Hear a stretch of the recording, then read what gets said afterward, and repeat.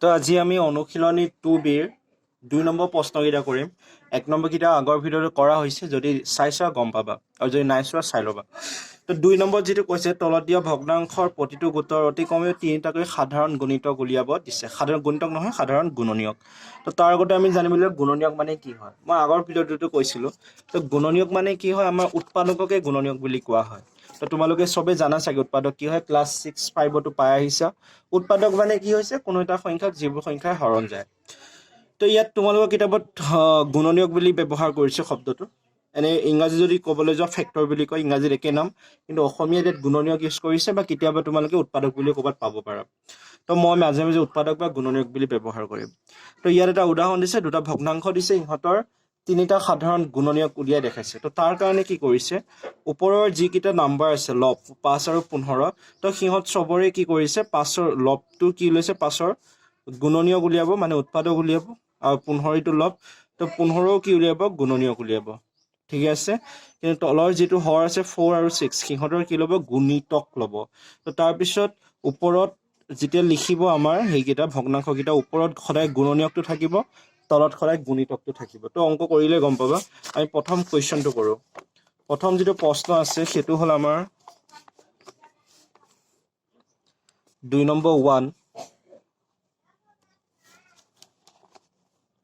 5/6 আৰু 15/8। তো এই দুটা হ'ল আমাৰ ভগ্নাংশ দুটা। তো ইয়াত যদি চাওঁ আমাৰ লব দুটা কি কি হয়, 15, 5 আৰু 15, হৰ দুটা হয় 6 আৰু 18। তো এতিয়া কি কৰিম, প্ৰথমে আমি লবকেইটাৰ গুণনীয়ক ল'ম আৰু হৰকেইটাৰ গুণিতক ল'ম। যিহেতু আমাক সাধাৰণ গুণনীয়ক উলিয়াব দিছে, তো তাৰপিছত আমি চেক কৰিম যে গুণনীয়ককেইটা কোনকেইটা মিলি থাকে বা কোনকেইটা মিলি নাথাকে। তো ইয়াত প্ৰথমে লিখি লওঁ লববোৰ বুলি। এইটো তোমালোকৰ ওপৰত ডিপেণ্ড কৰে, তোমালোকে কেনেকৈ সজাই লিখিব পাৰা। 5 আৰু 15 আৰু হৰবোৰ কি হ'ব, হৰবোৰ 6 আৰু 8 হ'ল। তো এতিয়া আমি প্ৰথমে লবকেইটাৰ এটা এটাকৈ আমি গুণনীয়ক উলিয়াব লাগিব। তো 5ৰ গুণনীয়ক,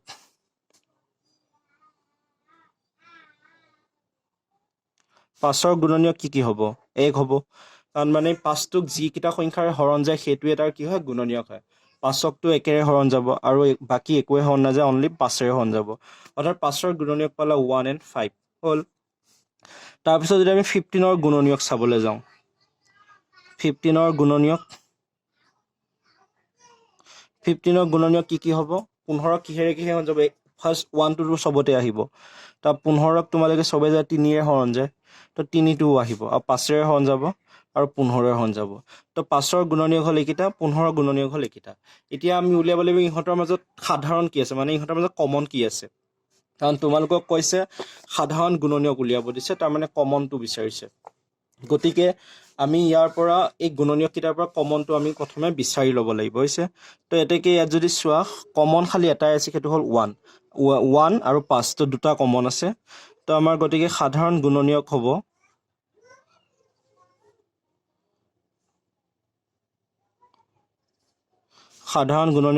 1 আৰু 5 হ'ল।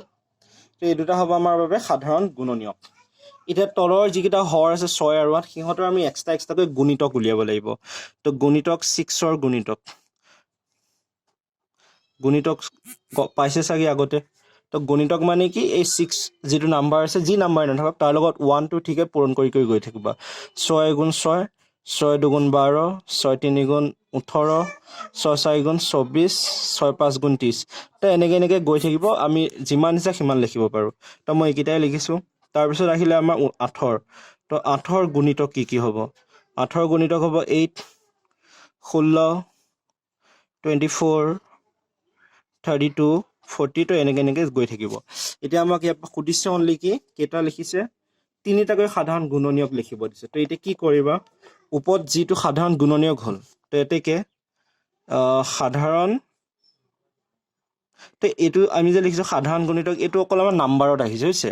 কিন্তু আমাক প্ৰশ্নটো কিহত সুধিছে, ভগ্নাংশত সুধিছে। তো আমি ভগ্নাংশত সাধাৰণ গুণনীয়কটো উলিয়াই দেখাব লাগিব। তো সাধাৰণ গুণনীয়কটো হ'ব যিবোৰ আমি ভগ্নাংশত লিখিব লাগিব।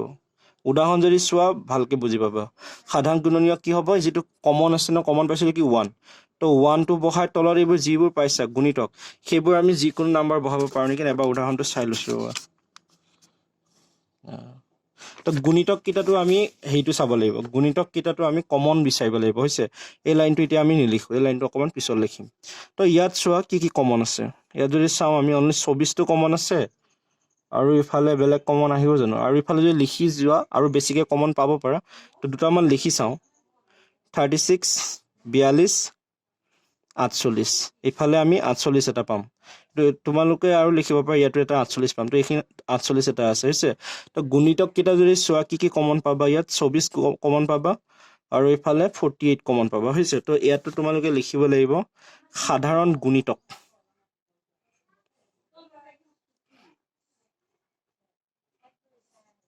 সাধাৰণ গুণিতক তোমালোকে কি পালা 24 আৰু 48 যদি ইয়াত আৰু লিখিব পাৰা বা লিখিব বিচাৰা আৰু বিচাৰিব কিন্তু আমাক ইমান দৰকাৰ নাই কাৰণ আমাক তিনিটাহে উলিয়াব দিছে সাধাৰণ গুণনীয়ক এতিয়া তোমালোকে অখণ্ড সংখ্যা হিচাপত সাধাৰণ গুণনীয়ক পালা এইকেইটা আৰু সাধাৰণ গুণিতক পালা এইকেইটা কিন্তু আমি ভগ্নাংশত লিখিব লাগিব আমাক প্ৰশ্নটো ভগ্নাংশ সুধিছে তো এতেকে আমাৰ সাধাৰণ গুণনীয়ক হ'ব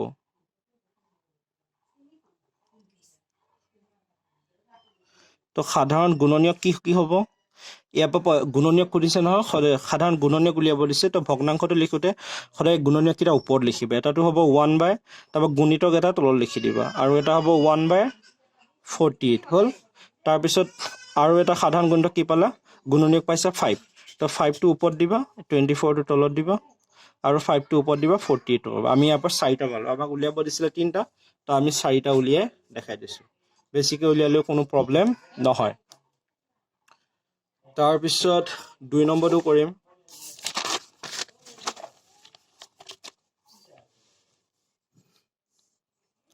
2 নম্বৰটোত আমাক দিছে 9 4 আৰু 3/4 হ'ল তো ইয়াত লব কেইটা হ'ল আমাৰ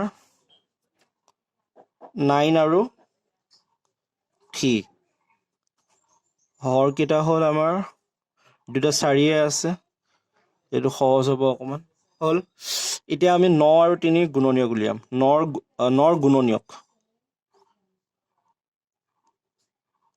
9 গুণনীয়ক তো 9 গুণনীয়ক হ'ব 1 3 9 তো 9টো এইকেইটাৰে কি হয় হৰণ হয় তাৰপিছত 3টো যদি চাওঁ 3 গুণনীয়ক 3 গুণনীয়ক কি হ'ব 1 আৰু 3 হ'ল তো এতিয়া সিহঁতৰ সাধাৰণ গুণনীয়ক কি হ'ব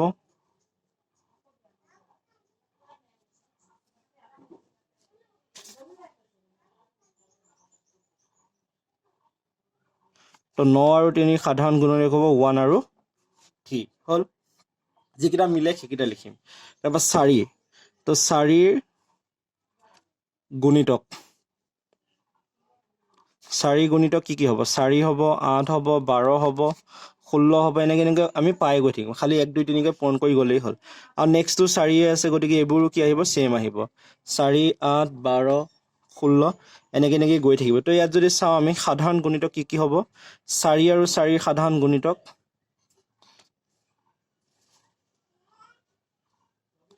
কি হ'ব গোটেইবোৰে হ'ব 4 8 12 16 যিমান লিখাই গোটেইবোৰে হ'ব কিন্তু আমাৰ প্ৰশ্নটোত কাৰ সাধাৰণ গুণনীয়ক উলিয়াব দিছে 9/4 আৰু 3/4 গুণনীয়ক উলিয়াব দিছে কিন্তু আমি ইয়াত কাৰ উলিয়াইছোঁ 9 আৰু 3 গুণনীয়ক পালোঁ সাধাৰণ গুণনীয়ক এইকেইটা আৰু 4 আৰু 4 সাধাৰণ গুণিতক পালোঁ এইকেইটা কিন্তু আমাক এইটো সোধা নাই আমাক সুধিছে 9/4 আৰু 3/4 গুণনীয়ক কি তো এনেকৈ কৰিবৰ কাৰণে কি লিখিবা ইয়াত 9/4 আৰু 3/4 গুণনীয়ক হ'ব সমান দিবা সমান দি পেলাই ওপৰত যিকেইটা সাধাৰণ গুণনীয়ক পাইছে সেইকেইটা সদায় ওপৰত হ'ব 1 আৰু তলৰে যিমানকেইটা সাধাৰণ গুণিতক পাইছে যিকোনো এটা লিখিব পাৰা এক্সট্ৰাকৈ লিখিব পাৰা ওপৰতো কিন্তু ওপৰত সদায় গুণনীয়ক থাকিব তলত সদায় গুণিতক থাকিব এইটো মনত ৰাখিবা সাধাৰণ গুণনীয়ক উলিয়াব দিলে ওপৰতো সদায় গুণনীয়ক হ'ব তলতো সদায় গুণিতক হ'ব 1/8 1/12 1/16 তো এনেকৈ গৈ থাকিব আমাক 3টা হ'লে 4টা আৰু লিখিব পাৰিম 3/4 3/8 3/12 তো এনেকৈ আমি লিখিব পাৰিম তাৰপিছত যদি আমি 4 নম্বৰটো কৰোঁ 4 নম্বৰটো আছে এনেকুৱা 2/3 কমা 3 1/2 তো এইটো সমষ্টিত আছে সমষ্টিৰ পৰা আমি প্ৰথমে ভগ্নাংশলৈ কনভাৰ্ট কৰি ল'ম তো এতেকে এইটো যদি আমি ভগ্নাংশলৈ লৈ যাওঁ 2 × 6 6 × 8 তো 8/3 আৰু 3 × 6 6 কে 7 7/2 হ'ল তো এতিয়া 8/3 লবকেইটা চাওঁ লবকেইটা আমাৰ কি হ'ল 8 আৰু 7 হৰবোৰ হ'ল 3 আৰু 2 তো এতেকে 8ৰ আমি কি ল'ম লবকেইটা সদায় আমি গুণনীয়ক ল'ব লাগিব সাধাৰণ গুণনীয়কৰ ক্ষেত্ৰত অকমান শব্দকেইটা ইফাল সিফালে এইটো মনত ৰাখিবা 8ৰ গুণনীয়ক হ'ব 1 2 4 8 হ'ল আৰু 7ৰ গুণনীয়ক হ'ব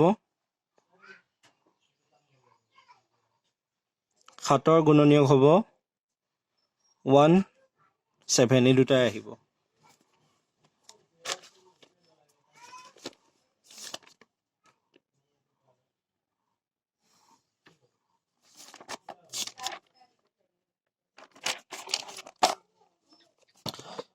তো এতিয়া আমি হৰকেইটাৰ গুণিতক উলিয়াব লাগিব অৰ্থাৎ 3 তাৰ আগতে এইটো সাধাৰণটো বিচাৰি লওঁ মানে মিলি কি আছে তো সাধাৰণ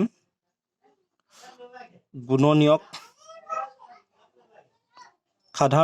যদি ভালকে চোৱা এটাই মিলি থকা দেখা পাব 1 সাধাৰণ গুণনীয়ক মানে 1 এ আহিব তাৰপিছত আমি হৰকেইটাৰ এক্সট্ৰাকৈ গুণিতক ল'ম 3 গুণিতক হ'ব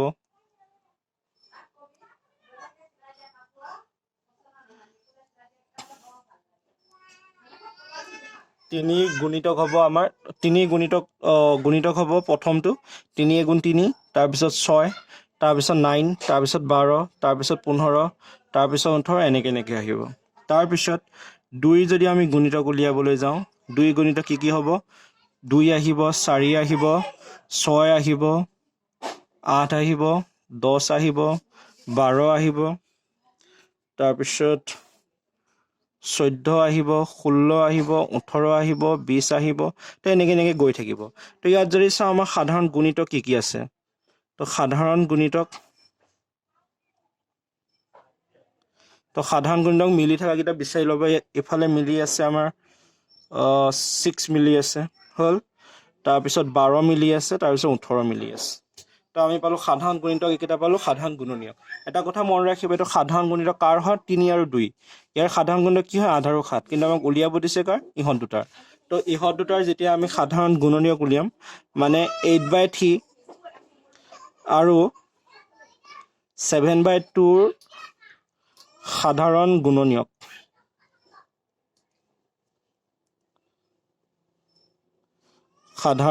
গুণনীয়ক মই কি কৈছিলোঁ তো আমি ভগ্নাংশৰ কাৰণে যেতিয়া আমি সাধাৰণ গুণনীয়ক লিখিম তেতিয়াহ'লে যিটো সাধাৰণ গুণনীয়ক হ'ব সেইটো ওপৰত আহিব আৰু সাধাৰণ গুণিতকেইটা সদায় তলত আহিব 6 আৰু এটা যদি লিখোঁ 12 আৰু এটা আহিব 18 যিহেতু 3টা উলিয়াব দিছে সেইকাৰণে মই 3টা মিলাই পেলাই উলিয়াইছোঁ তোমালোকে যদি বিচাৰা ইফালে আৰু লিখিব পাৰা আৰু ওলাই গৈ থাকিব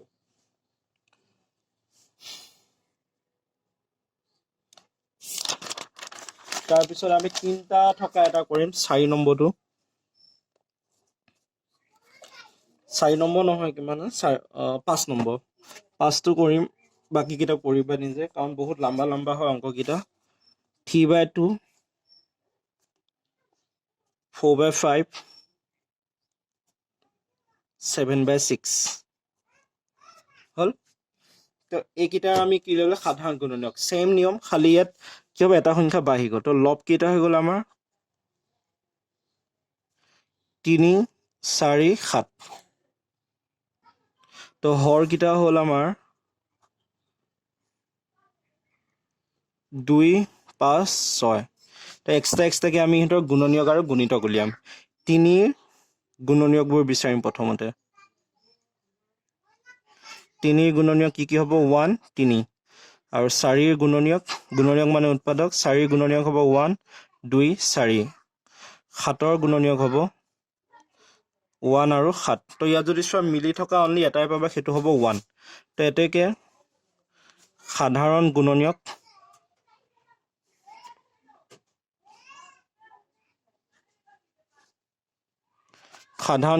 আমাৰ 1 আহিব হ'ল তো ইয়াত আমি এনেকৈ যিটো ওলাই সেইটোৱে লিখিব পাৰোঁ, কিন্তু গুণিতকৰ ক্ষেত্ৰত আমি বেছি লিখি গ'লে বেছিকৈ ওলোৱা চান্স থাকে। তো 2 এতিয়া হৰকেইটাৰ আমি কি লিখিম? গুণিতক লিখিম। 2 গুণিতক 2 গুণিতক হ'ব 2 4 6 8 10 12 14 16 18 তেনেকৈ গৈ থাকিব হৈছে। তাৰপিছত আমি 5ৰ লিখিম। 5ৰ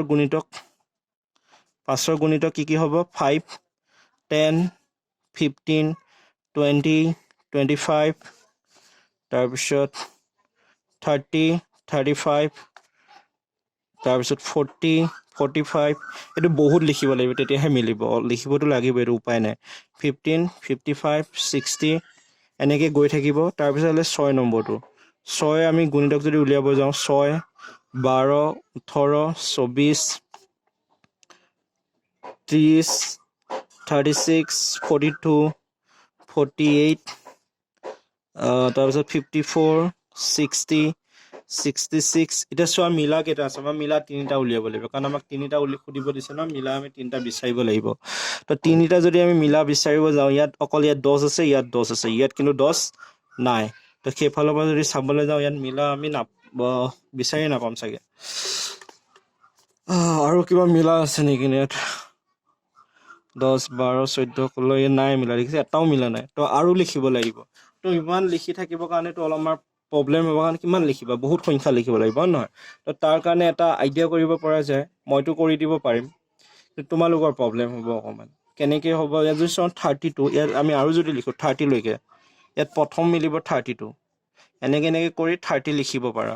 গোটেইবোৰ মাজৰ সংখ্যাবোৰ নিলিখি ডাইৰেক্ট 30ও লিখি দিব পাৰা। কাৰণ কি জানা? 2 15 গুণ 30, 5 6 গুণ 30 আৰু 6 5 গুণ কিমান হয়? 30। তো ইয়াত চোৱা, ইয়াতো 30 আছে, ইয়াতো 30 আছে। তো ইয়াৰ পৰা কি গম পালে? 30টো আমাৰ মিলিব হ'ল। তাৰপিছত যদি চোৱা 60টো মিলিব আমাৰ। 30ৰ পাছত এনেকৈ ডট দি পেলাই 60 দিবা। তো ইয়াত যদি চোৱা, ইয়াতো 60 আছে, ইয়াতো 60 আছে, হৈছে? তো ইমানবোৰ সংখ্যা লিখি থকাত আমাৰ অলপ প্ৰব্লেম হয়। তো সেইকাৰণে এইটো তোমালোকে অলপ ট্ৰিকটো খটাব পাৰা। যেনেকৈ এইটো পুৰণিটো যদি মুখস্থ থাকে, 2 15 গুণ 30, 5 6 গুণ 30, 6 5 গুণ 30, তাৰমানে 30 এই গোটেইকেইটাতে আছে। যদি 30 গোটেইকেইটাতে থাকে, তেন্তে 60ও গোটেইকেইটাত থাকিব, কাৰণ 30 2 গুণ 60। আৰু যদি 60 থাকে, 60 পিছত কি পায়? 120 হ'ল। তাৰমানে যদিহে 60টো মিলে, তেন্তে 120টোও মিলিব। এনেকৈ ডট দি দিবা। ডট দি পেলাই 120 দিবা। ডটৰ অৰ্থ কি হ'ব? মাজত মানে এইকেইটা নাম্বাৰ আছে আৰু, হৈছে? 30ৰ পিছত তোমালোকে 32 পাবা, 34 মানে এইবোৰ সোমাই আছে। কিন্তু ইয়াত যদি চোৱা, ইয়াতো 60 আছে, এনেকৈ ডট দি পেলাই ইয়াত 120 লিখি দিবা। ইয়াতো ডট দি পেলাই এনেকৈ 120 লিখি দিবা, হৈ যাব। এতিয়া আমি সাধাৰণ গুণিতক কি পালোঁ? নহ'লে তোমালোকে গোটেই পৰীক্ষাত সংখ্যা লিখিয়ে পাৰ কৰিব লাগিব।